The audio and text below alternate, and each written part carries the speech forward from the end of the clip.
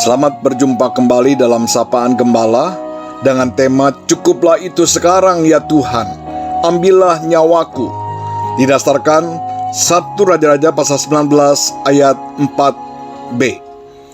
Kemudian ia ingin mati, katanya, cukuplah itu sekarang ya Tuhan, ambillah nyawaku, sebab aku ini tidak lebih baik daripada nenek moyangku. Putus asa bisa disebabkan banyak hal. Bisa karena kehilangan orang yang kita cintai, bisa karena ketidakharmonisan keluarga, bisa karena usaha bangkrut, bisa disebabkan juga masalah ekonomi, masalah hutang, dan masih banyak lainnya. Putus asa bisa menyerang siapa saja, baik orang yang kaya sekalipun juga orang yang miskin.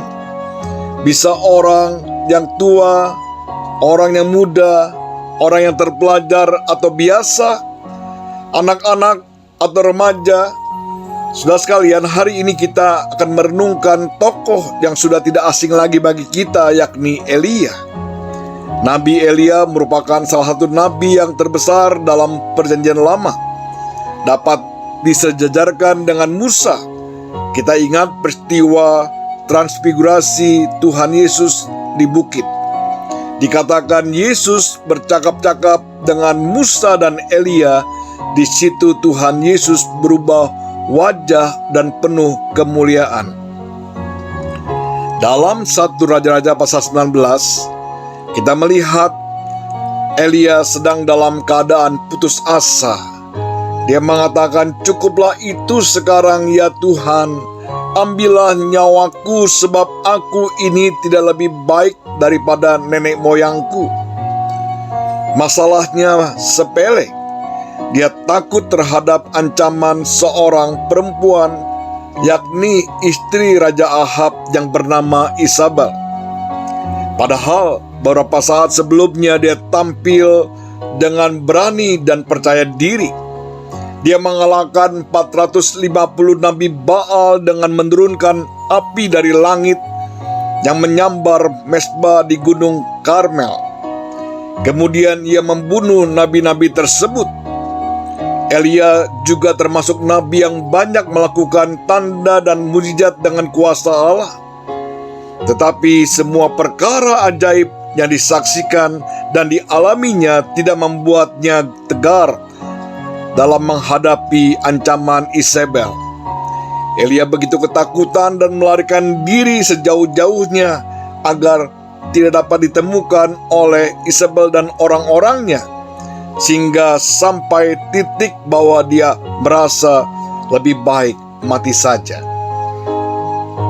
Elia yang semula kuat berubah menjadi Elia yang lemah dan rapuh. Elia yang semula berani pada titik tertentu berubah menjadi Elia yang penakut. Elia yang semula adalah seorang pemenang, kini menjadi seorang yang kalah atau pecundang. Perubahan hidup seperti ini terjadi karena terjadinya perubahan sikap ketergantungannya kepada Allah. Elia tidak memelihara persekutuan dengan Allah terus-menerus.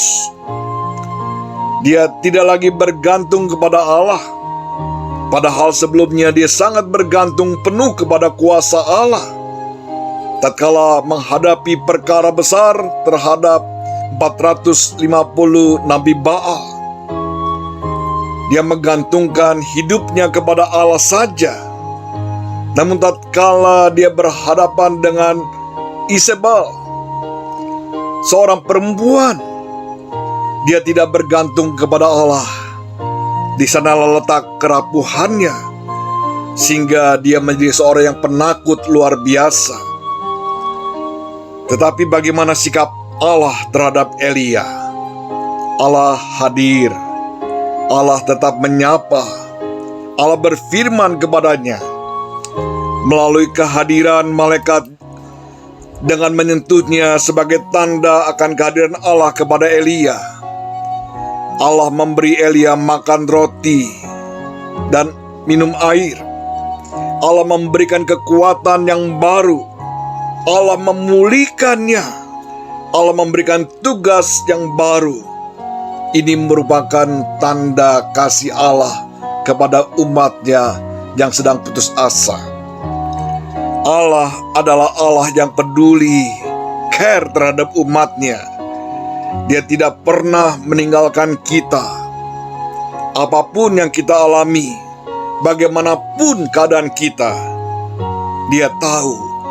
Dia selalu hadir dan menyapa kita. Dia memulihkan kita. Oleh sebab itu, janganlah kita meninggalkan persekutuan dengan Allah, walaupun hanya untuk sesaat. Sebab tatkala kita meninggalkan persekutuan dengannya, disitulah kerapuan kita. Kita tidak boleh sibuk untuk Tuhan sampai kita kehabisan waktu bersama Tuhan. Kiranya Tuhan menolong kita. Amin.